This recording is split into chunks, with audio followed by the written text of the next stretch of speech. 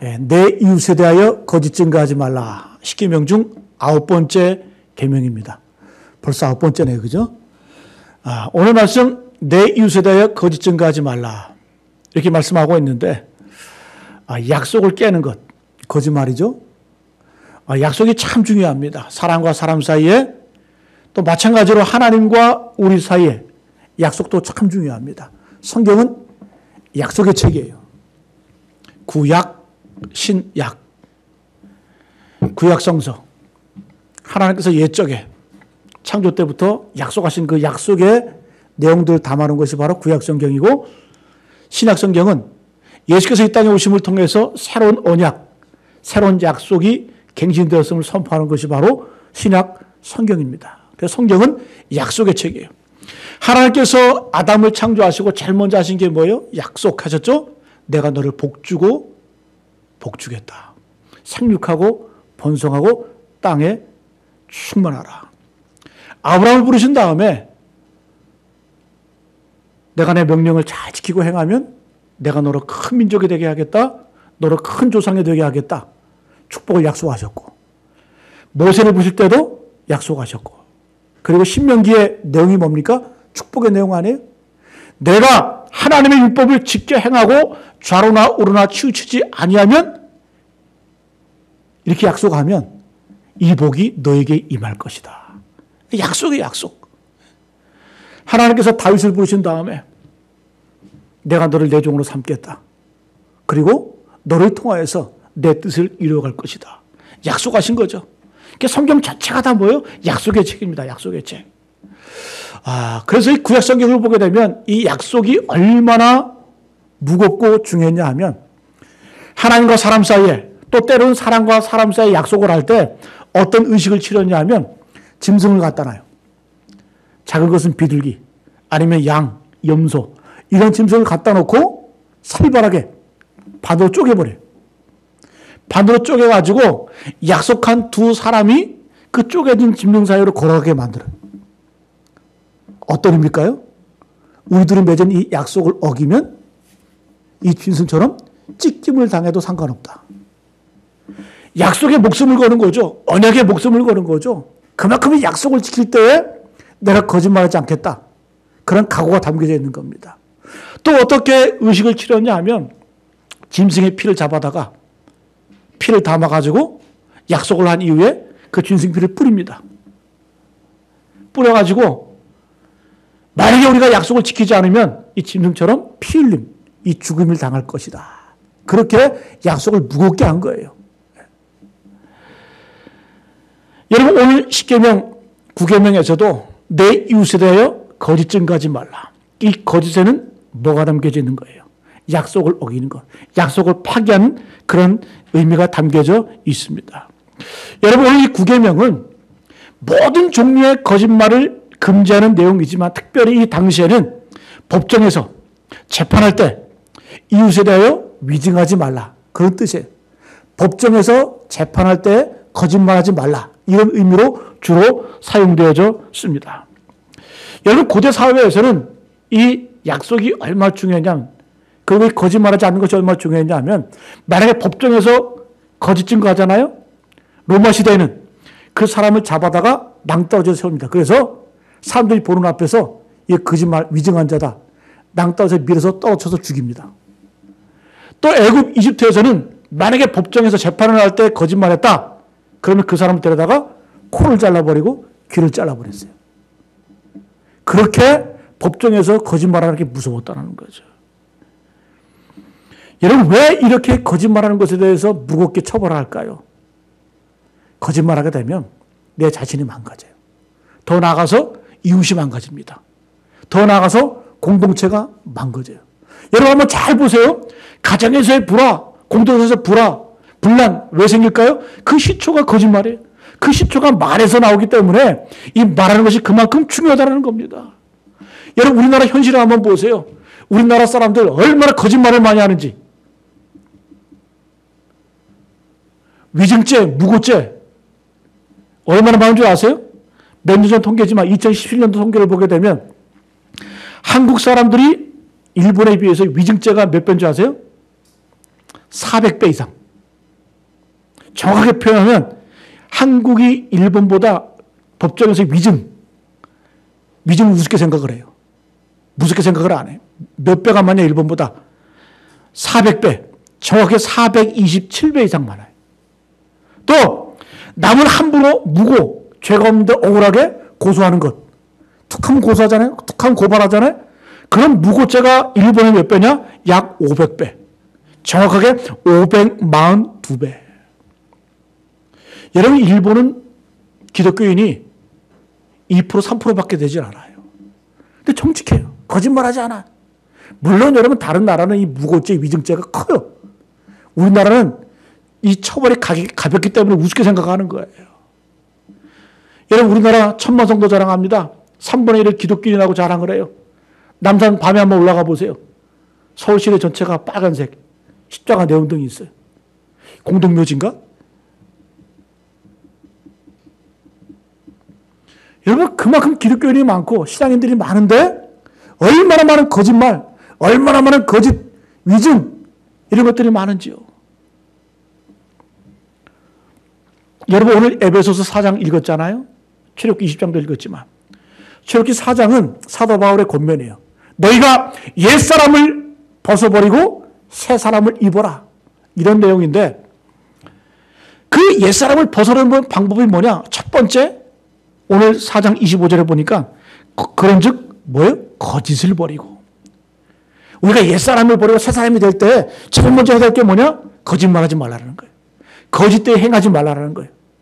오직 그럼 10계명에서도 내 이웃에 대해 거짓 증거하지 말라. 왜? 그만큼 이 거짓말하는 게 무섭기 때문에 그렇습니다. 여러분 그래요. 아무리 기도 많이 해보세요.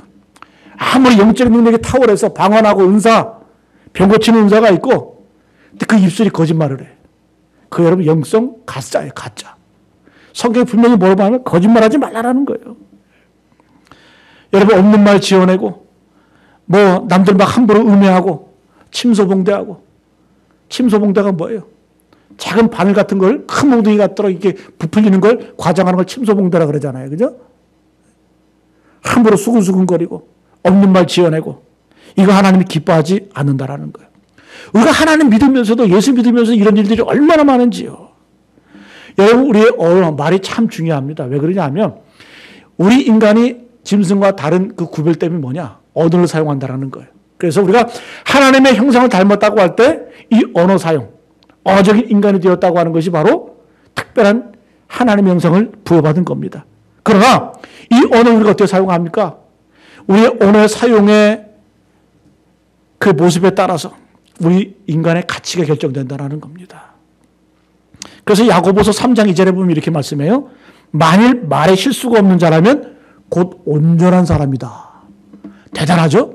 말에만 실수가 없어도 말만 잘해도 그 사람은 어떤 사람이다?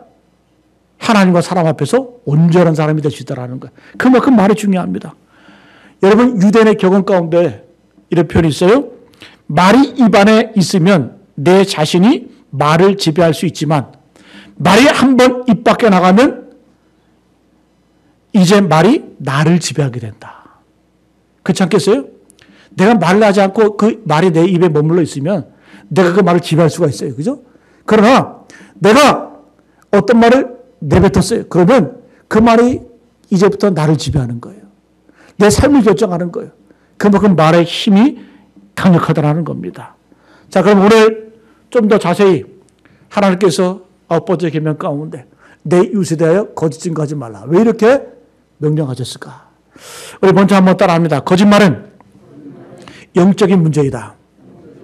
여러분 거짓말이라는 것이 왜 중요하냐? 거짓말하는 것은 영적인 문제예요. 영적인 문제.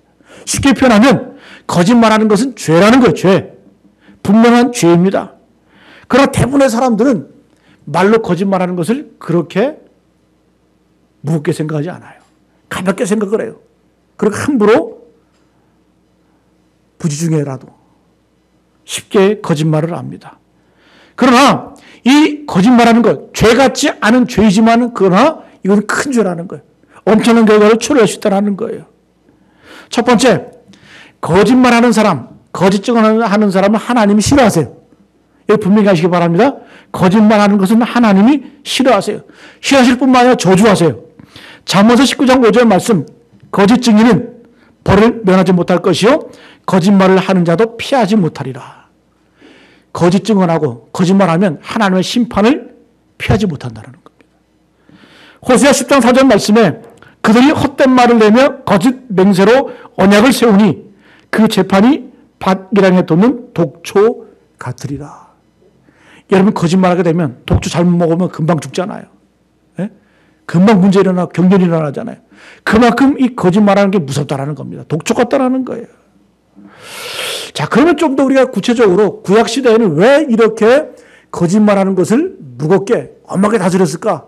이유가 있어요. 예전에는 어떤 사건, 범죄가 일어나면 뭐 오늘날에야 과학수사예요. 과학수사.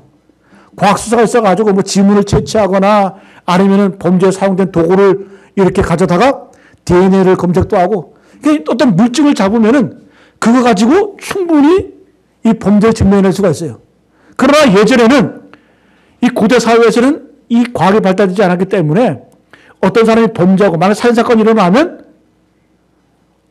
뭐가 제일 큰 증거예요? 사람들의 증언. 사람들의 목격이 제일 큰 증거라는 거죠. 그래서 재판정에서, 고대사회에서 재판정에서 어떤 사람이 그 증거를 이야기하면 그 사람을 살릴 수도 있고 그 사람을 죽일 수도 있었어요. 그러니까 사람의 말이 참 중요합니다. 그래서 함부로 재판장에서 거짓말을 하게 되면 아까 로마 시대처럼 낭떠러 떨어져 죽이든가 아니면 코를 베어내고 귀를 잘라내든가 그렇게 했다라는 거죠. 그렇게 법정에서 거짓말하는 게 무서웠다라는 거죠. 자, 성경에서 보게 되면 하나님이 이 거짓말을 얼마나 싫어하셨는지 열왕기상 21장에 보면 나봇의 포도원 사건이 나와요. 나봇의 포도원 사건. 이 나봇이라는 사람이 큰 포도를 갖고 있었어요. 큰 포도원. 여러분 포도원 우리나라처럼 소량으로 재배하는 거 말고요. 뭐 캘리포니아나 뭐 유럽 같은 데 가보세요. 우리 TV로도 보잖아요. 포도밭이 막 이렇게 광야처럼 이 들판에 포도나무가 쫙 있는 거 보세요. 얼마나 풍성하고 아름답고 보기 좋습니까? 그런데 그 이스라엘 왕궁 앞에 이 나봇의 포도원이 있었어요. 그 당시 이스라엘 왕이 누구였냐면 아합 왕이었는데 악한 왕이었죠.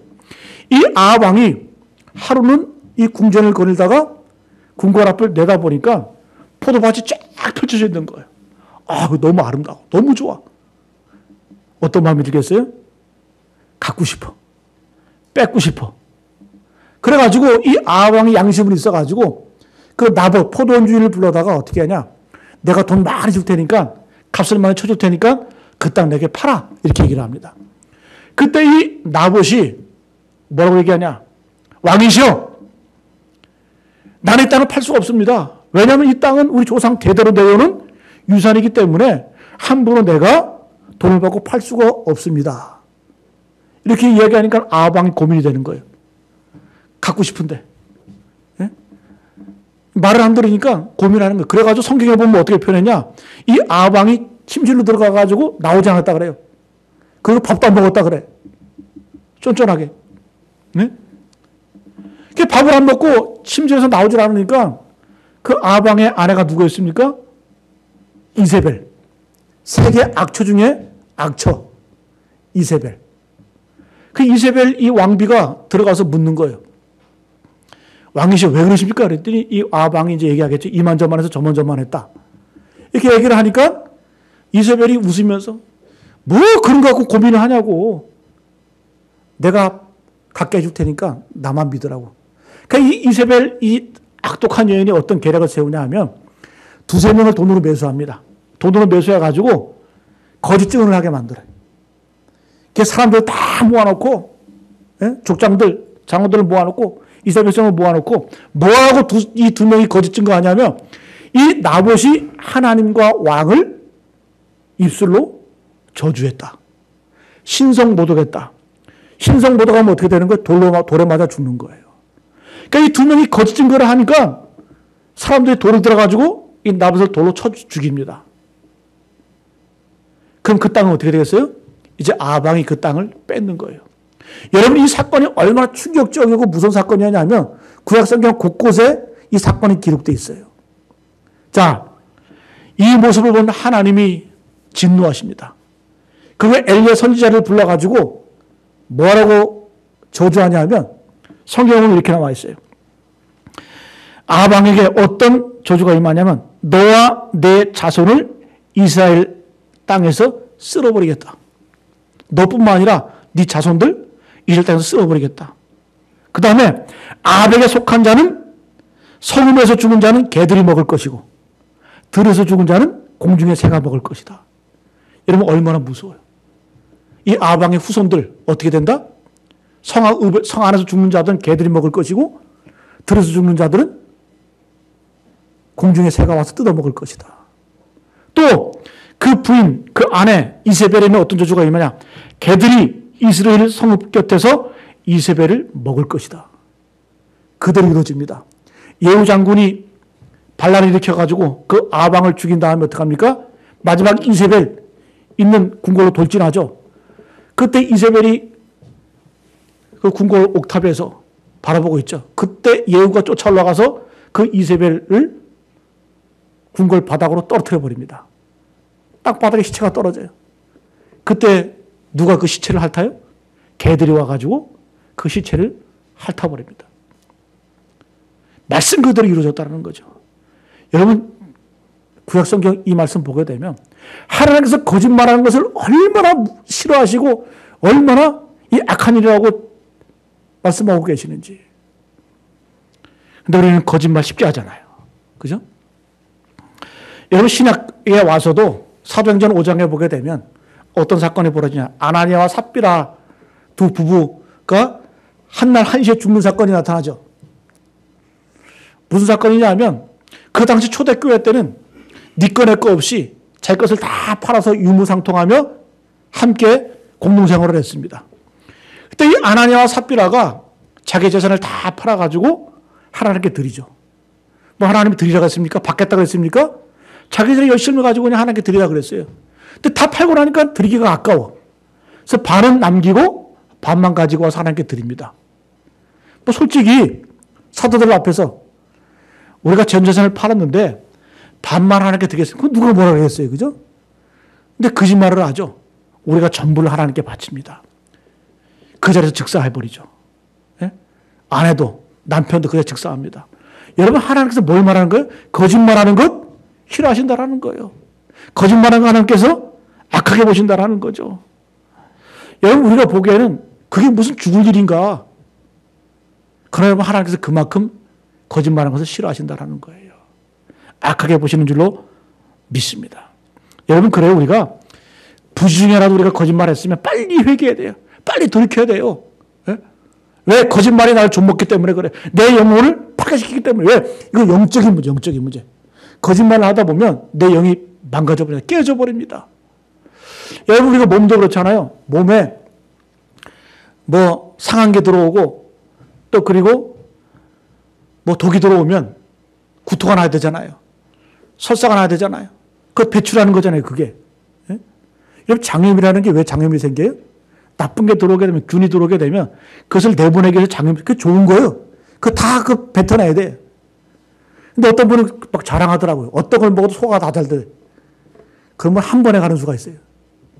여러분 몸에 나쁜 게 들어오면 그거 밖으로 배출해내야 돼요. 여러분 마찬가지로 우리가 영적인 민감성이 있어야 된다는 거죠. 내 안에 악한 마음이 들어와서 거짓말을 하거나 그런 게 생기면은 바로바로 회개하고 바로바로 뉘우치고 바로바로 선한 말을 해야 된다는 겁니다. 왜? 그 죄가 무섭기 때문에 그래요. 여러분 십계명에서 분명히 말씀해요. 내 이웃에 대하여 거짓 증거하지 마라. 그건 악한 거다. 영적인 문제다. 또 여러분 이 거짓말하는 것은 내가 마귀의 영향력 아래에 있다는 걸 증명하는 거예요. 요한복음 8장 44절 말씀에 너희는 너희 아비 마귀에게서 났으니 너희 아비의 욕심대로 너희도 행하고자 하느니라. 그는 처음부터 살인한 자요 진리가 그 속에 없으므로 진리에 서지 못하고 거짓을 말할 때마다 제 것으로 말하니 이는 그가 거짓말쟁이요 거짓의 아비가 되었습니다. 마귀가 어떤 존재다? 사탄 마귀는 거짓말쟁이 그리고 거짓의 아비다. 그러니까 사탄 마귀를 정의할 때 사탄은 어떤 존재다? 거짓말쟁이라는 거짓말쟁이 그리고 거짓의 아비가 된다는 거예요.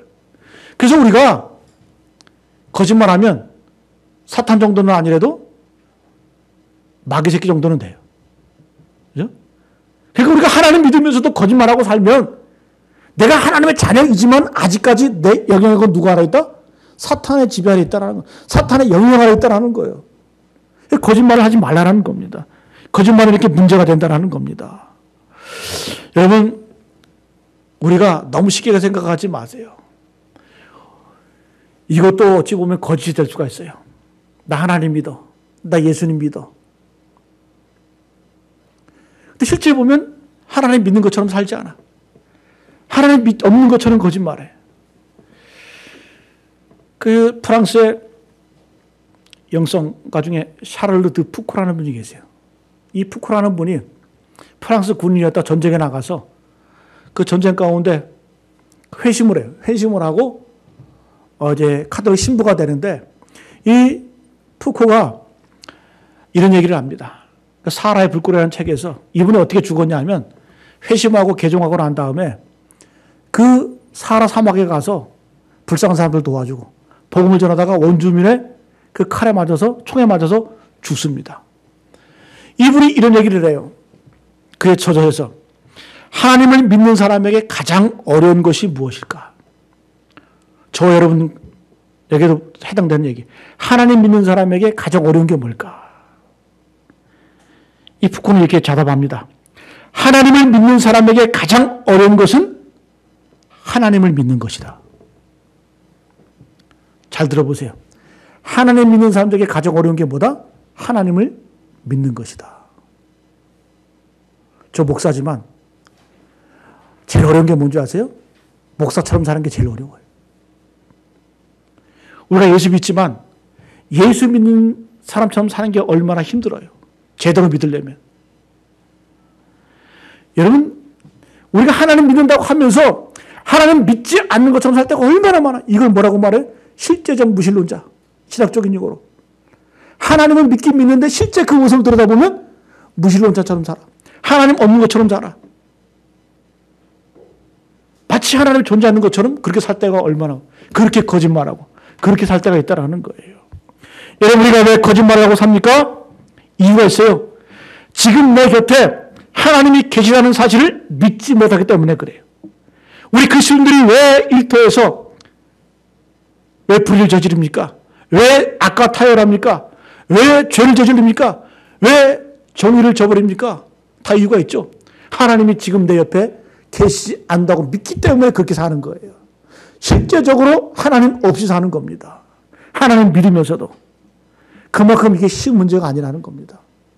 여러분, 오죽하면 그 위대한 영성가도 카톨릭에서는 이분을 성인으로 추대를 해요. 샤를르 드 푸코. 하나님 믿는 사람들에게 가장 어려운 게 뭐, 힘든 게 뭐냐? 하나님 믿는 것이다. 하나님 제대로 믿는 게 그렇게 쉽지가 않다는 거, 어렵다라는 겁니다. 여러분, 그러나 하나님께서는 거짓말하는 것을 분명히 죄로 여기세요. 하나님이 싫어하는 대표적인 7가지 죄악이 잠언서에 나오는데 그 중에 3개가, 7개 중에 3개가 거짓말에 해당되는 거예요. 자, 잠언서 6장 16절 19절 말씀에 여호와께서 미워하시는 것, 곧 그의 마음에 싫어하는 것이 이 7가지이니 곧 교만한 눈과 거짓된 혀와 무죄한 자의 피를 흘리는 손과 악한 계교를 꾀하는 마음과 빨리 악으로 달려가는 발과 거짓을 말하는 망령된 증인과 형제 사이를 이간하는 자이니라. 7개가 나오죠. 그 중에 3가지. 거짓된 혀, 그 다음에 거짓을 말하는 망령된 증인, 그 다음에 형제 사이를 이간하는 자. 다 뭐예요? 거짓말하고 말로 죄 짓는 거예요. 그만큼 우리의 죄악 중에 이 거짓말하고 말로 죄 짓는 게 대부분을 차지한다는 겁니다. 그만큼 더 무섭다라는 거예요. 여러분, 형제를 이간하는 자, 사이를 벌려놓는 거잖아요. 그죠? 형제 이간하는 거. 말로 이간하잖아요.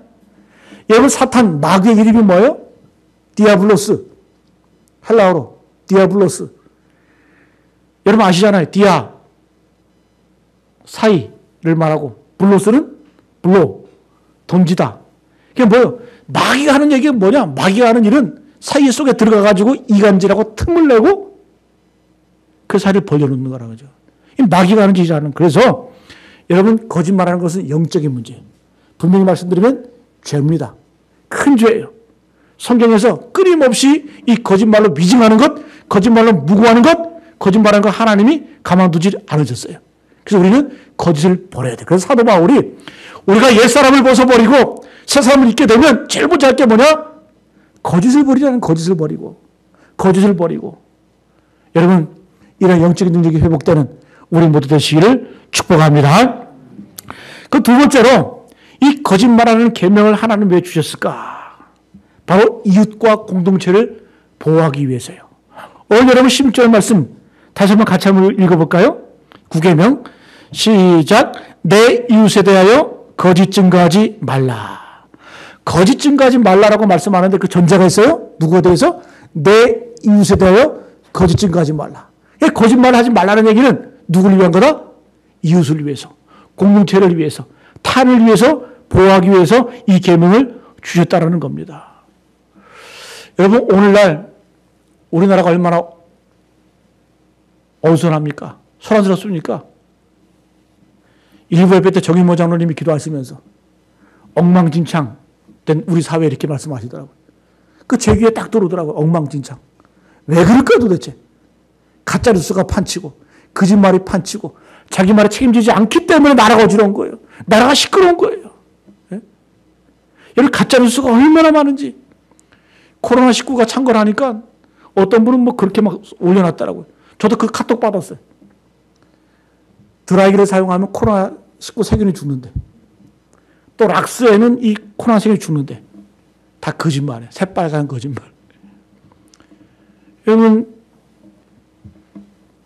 지난주에 서울시장이 운명을 달렸잖아요. 그죠? 뭐 행적이 어떻든지 간에 그 장례식 앞에서 웃으면서 유튜브하고. 저는 모르겠어요. 어떻게 평가가 나올지 모르겠지만, 그러나 왜 그 발이 나는 날 그 앞에 가가지고 웃으면서 유튜브하고, 예? 악담을 하고. 그 왜 그럴까? 그 악한 일이라는 건 악한 일이라는 거죠. 여러분, 악한 사람이 죽어도 그 장례 앞에 가서, 그 죽음 앞에서 우리가 좀 더 내 자신을 되돌아보고 골매하게 할 필요가 있어요. 예? 여러분, 우리가 그런 거 조심해야 된다는 거죠. 여러분, 세상이 어지럽게 됩니다. 거짓말하고 유언비어가 가짜뉴스가 판치게 되면. 예? 여러분, 뒷담화하지 마세요. 성경은 금하고 있어요. 레위기 19장 6절 말씀. 너는 내 백성 중에 돌아다니며 사람을 비방하지 말며 내 이웃의 피를 흘려 이익을 도모하지 말라. 백성 중에 돌아다니며 사람을 비방하지 말라. 요즘은 말하면 교회 안에서 돌아다니면서 사람 비방하지 말라라는 거예요. 예수님이 왜 죽으셨어요? 왜 십자가에 돌아가셨어요? 거짓 증거 때문에. 거짓말 때문에 예수님이 십자가에 달려 죽으셨어요. 그만큼 여러분이 죄가 무섭다는 거죠. 시편 101편 7절 말씀. 거짓을 행하는 자는 내 집 안에 거주하지 못하며 거짓말하는 자는 내 목전에 서지 못하리로다. 거짓말하면 하나님의 집에 들어가지 못한대. 또 거짓말하는 자는 하나님의 목전에 서지 못한대. 여러분, 성경 한번 검색기 있잖아요. 성경 검색에 거짓말 한번 딱 쳐보세요. 얼마나 많은 성경 구절이 뜨는지. 그만큼 성경에서는 이 거짓말하는 것에 대해서 죄악시해야 돼요. 그만큼 엄하게 다스리고 있다는 거죠. 자, 우리가 다른 방향으로 한번 생각해 보면, 우리가 말로써 거짓말도 하지만 침묵으로도 거짓말할 수 있어요. 잘 들어보세요. 우리가 말로 거짓말할 수도 있지만 침묵하는 것으로도 거짓말할 수 있다는 거예요. 왜요? 우리가 꼭 해야 할 말을 안 하는 것도, 내가 분명히 봤어, 분명히 목격했어, 그거 증거하지 않는 것도 거짓말이라는 겁니다. 자, 레위기 5장 1절 말씀. 만일 누구든지 저주하는 소리를 듣고서도 증인이 되어 그가 본 것이나 알고 있는 것을 알리지 아니하면 그는 자기의 죄를 져야 할 것이요 그 허물이 그에게로 돌아갈 것이라. 내가 어떤 사건을 목격을 했어요. 그러면 내가 봤어요. 내가 알고 있어. 그러나 그것을 내가 적극적으로 알리지 않으면, 침묵하고 있으면 그것이 뭐다? 거짓말이라는 거죠. 거짓말하는 거죠. 침묵도 죄가 된다는 거예요. 무언의 살인이 될 수 있다는 겁니다. 여러분, 사도 바울이 내가 복음을 전할지라도 자랑할 것이 없다. 내가 부득불 하나님의 복음을 증거한다. 부득불이 뭡니까? 억지로라도 나 하나님의 복음을 증거해야 된다. 이 복음을 선포해야 된다. 왜? 내가 이 복음을 증거하지 않으면 내게 뭐가 미친다? 화가 미친다. 내가 생명의 복음을 알았어요. 내가 예수님을 영접했어요. 그 진리를 알았어요. 진리를 알고 듣고 채먹고 있는 내가 그 복음을 증거하지 않으면, 전하지 않으면 사도 바울은 어떤 의식이 있다? 내가 저주받는다. 침묵하는 것도 죄다. 생명의 복음을 증거하지 않는 것도 죄다. 여러분, 저와 여러분이 얼마나 큰 죄인입니까? 보고 들은 것, 우리는 예수의 증인 아니에요? 아까 여러분 우리가 찬양한 거, 예수 그 이름, 나는 말할 수 없네. 말할 수 없을 정도로 그 큰 이름, 그 복된 이름, 그 이름을 증거하지 않고 살잖아요. 그것도 죄라는 거예요. 그것도 거짓말하는 거라는 거죠. 그 복음의 비밀을 증거할 수 있어야 된다는 거예요.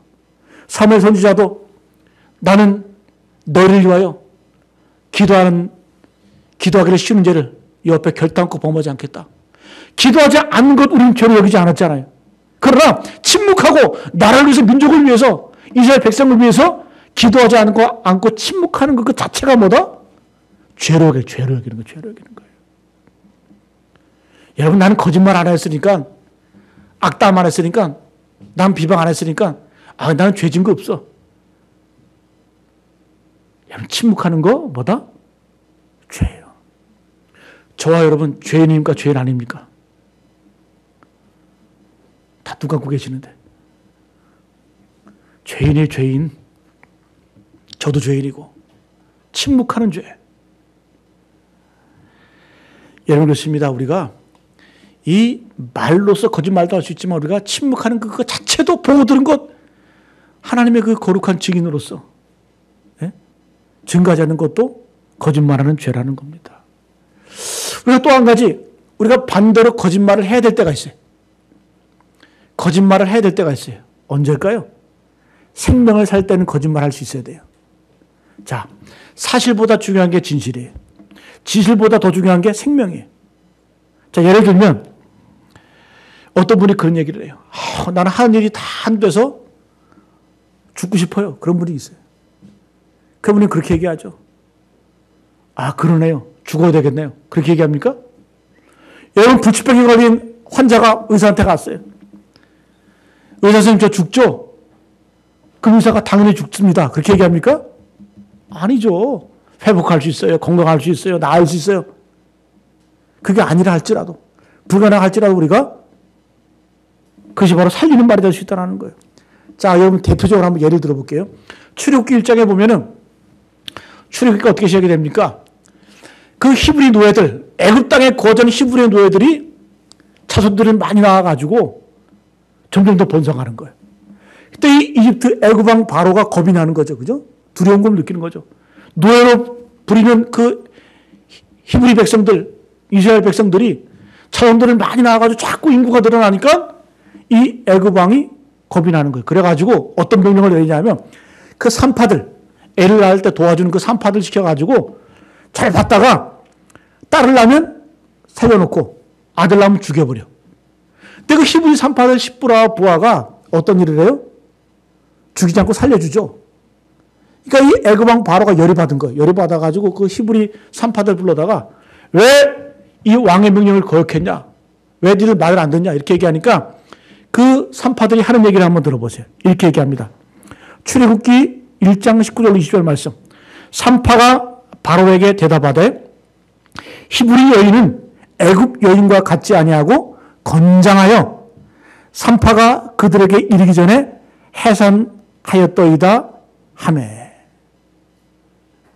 하나님이 그 산파들에게 은혜를 베푸시니 그 백성은 번성하고 매우 강해지니라. 자, 이 말씀을 제가 요약해 드릴게요.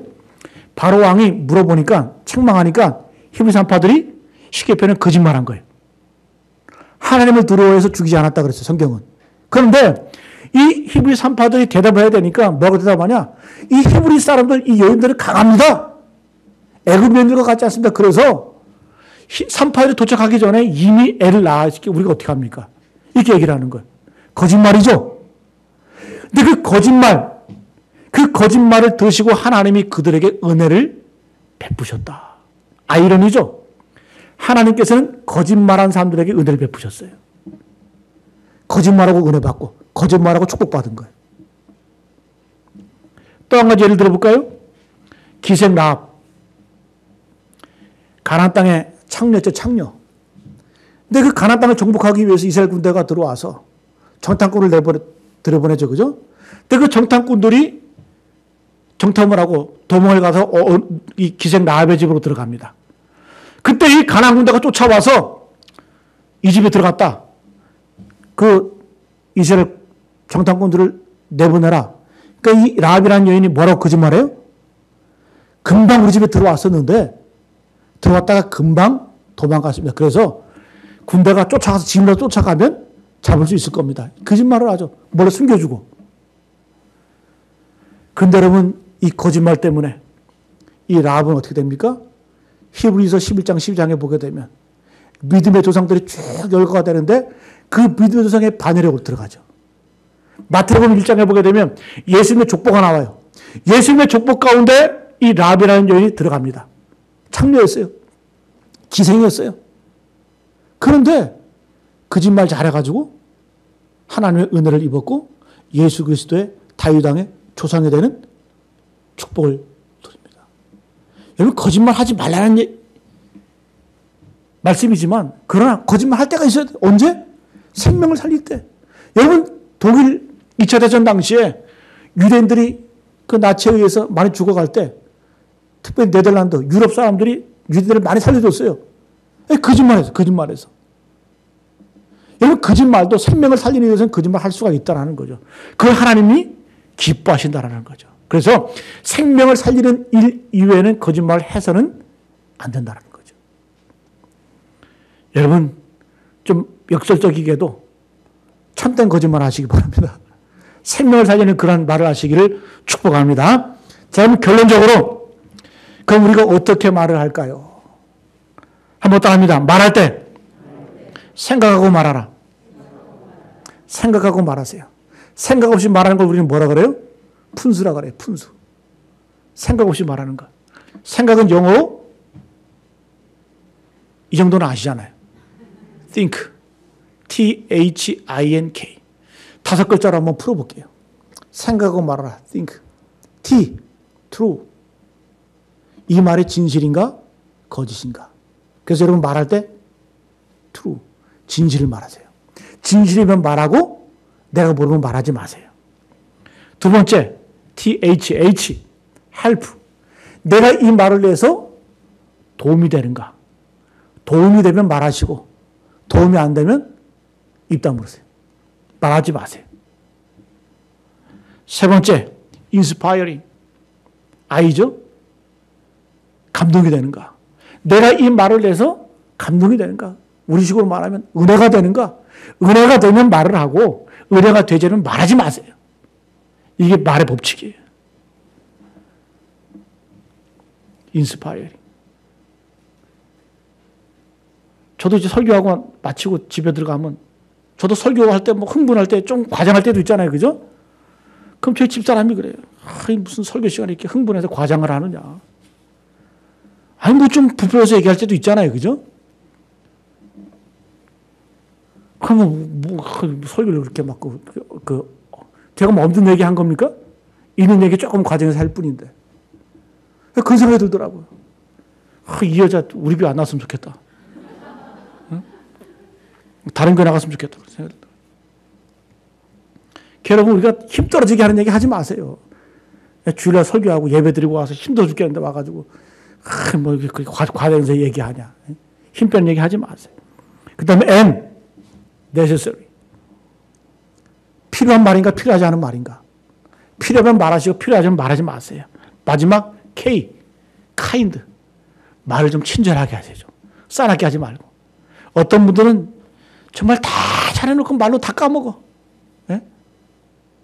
말은 여러분 친절하게 하는 거예요. 네? 친절하게. 오죽하면 말 잘하면 뭐예요? 천냥비도 갑니다 그러잖아요. 그래서 말할 때 5가지 원칙 꼭 기억하세요. 첫 번째, 진실을 말하세요. 두 번째, 도움이 되는 말을 하세요. 그 다음에 은혜로운 말을 하세요. 그 다음에 필요한 얘기 하세요. 그 다음에 친절하게 말하세요. 이렇게 말하시면 돼요. 또 한 가지 말할 때, 여러분, 오늘 말씀을 보니까 거짓을 버리고, 어떻게 하나? 여기서 끝나요?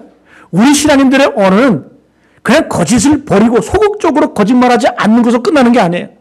어떻게 말합니까? 오늘 25절 보니까 그런즉 거짓을 버리고 각각 이웃과 더불어 참된 것을 말하라. 그러니까 적극적으로 참된 말하는, 도움이 되는 말, 위로의 말, 격려의 말, 칭찬의 말 하라는 거예요. 그런 말을 해야 교회가 따뜻해지는 거예요. 공동체가 아름다워지는 거예요. 제발 좀 고민이 되지 마세요. 말하고 뚱 하고 있지 말고. 거짓말하는 걸로 만족하지 마시고. 어떻게 해요? 좀 누가 오면은 가서 좀 친절하게 좀 얘기도 좀 하고. 좀 이렇게 좀 말도 좀 이렇게 좀 하고. 예? 얼굴도 푸석푸석 하지만 그러나 오늘 얼굴 참 좋으시네요. 이렇게 좀 하고. 예? 오늘 좀 슬림하시네요. 이렇게 좀 이렇게 칭찬도 해주고. 그러면 공동체가 밝아지는 거예요. 공동체가 좋아지는 거예요. 예? 더불어 힘이 되는 말 하시길 축복합니다. 그걸 여러분 생각하고 말하시기 바랍니다. 토마스 왓슨이 이런 말을 했어요. 하나님께서는 우리에게 2개의 귀와 1개의 입을 주셨다. 이는 듣는 데는 신속하고 말하는 데에는 천천히 하기 위함이다. 누구나 다 아는 얘기죠. 그죠? 왜 귀가 2개입니까? 빨리 듣고. 왜 입이 하나요? 천천히 말하라. 여기까지는 잘 알아. 덧붙이면 우리의 혀로 남을 함부로 공격하지 않도록 하나님은 우리에게 2개의 방어벽을 두셨다. 그것이 무엇이냐? 하나는 혀 앞에 이빨을 두었고 이빨 앞에 입술까지 두셨다. 자, 우리가 혀로 말을 하죠. 근데 방어벽이 있죠. 이빨이 있죠. 또 한 가지 방어벽이 있죠. 입술이 있죠. 그러니까 우리가 말을 할 때 이 2가지 과정을 거쳐가면서 생각하면서 꼭 필요한 말, 도움이 되는 말, 진실한 말을 하라는 겁니다. 여러분, 이것이 바로 우리의 언어의 법칙 되시기를 축복합니다. 그리고 또 한 가지 마지막, 인자와 진리 말을 하세요. 성경은 항상 따라와요. 구약성경을 보게 되면 인자와 진리, 진리와 인자. 인자가 뭐예요? 사랑. 진리는 진실. 그러니까 우리가 말을 할 때 2가지가 같이 가야 된다는 거죠. 여러분, 진리만을 말할 때는 잔혹할 수가 있어요. 때로는 진리만을 말할 때는 사람을 상처받게 할 수 있어요.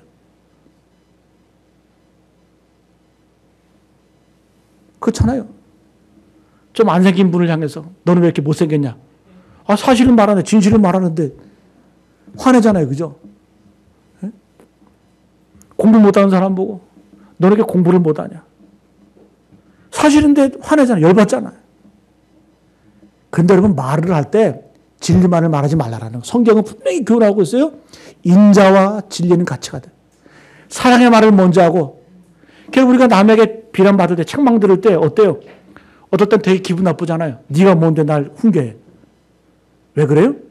그 사람이 나를 훈계할 때 저 사람이 나를 사랑하지 않는다는 마음이 들 때는 어떤 말을 들어도 기분 나빠. 어떤 말을 들어도 마음에 상처가 돼. 그런데 그 사람이 나를 아끼고 사랑한다. 그런 마음이 있으면 그 사람이 어떤 말을 해도 괜찮아. 다 받아들여.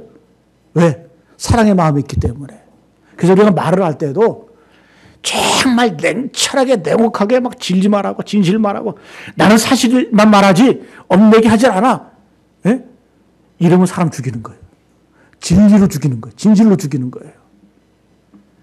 여러분, 만약에 하나님께서 우리 가운데 진리 잣대 말을 들이댔으면 살아남을 자가 있겠어요? 사랑으로 그 기준을 헐어버리시고 진리를 때는 무너뜨리시고 사랑으로 보듬어 주시고 안아주시기 때문에 우리가 살아가는 거 아닙니까? 그래서 인자와 진리는 함께 가야 된다는 거예요. 오늘 말씀 마치겠습니다. 생명의 말을 하시기를 축복합니다. 진실의 말을 하시기를 축복합니다. 친절한 말을 하시기 바랍니다. 우리가 말 잘하면, 여러분, 거짓말하는 것, 이건 당연히 하나님의 앞에 죄고 또 공동체를 망치고 사회를 망가뜨리고 공동체를 무너뜨리는 거예요. 그러나 우리 가운데, 우리 입술 가운데 참된 것을 말하고 진리를 말하게 되면 가정이 화평이 되는 거예요. 공동체가 아름다워지는 거예요. 국가가 더 덕스럽게 되는 겁니다. 그래서 살만 나는 세상이 만들어지는 겁니다. 다 뭐 언어적인 문제라는 겁니다. 그리스도인다운, 하나님 백성다운 그런 말을 하시고 살아가시는 우리 모두 되시기를 축복합니다.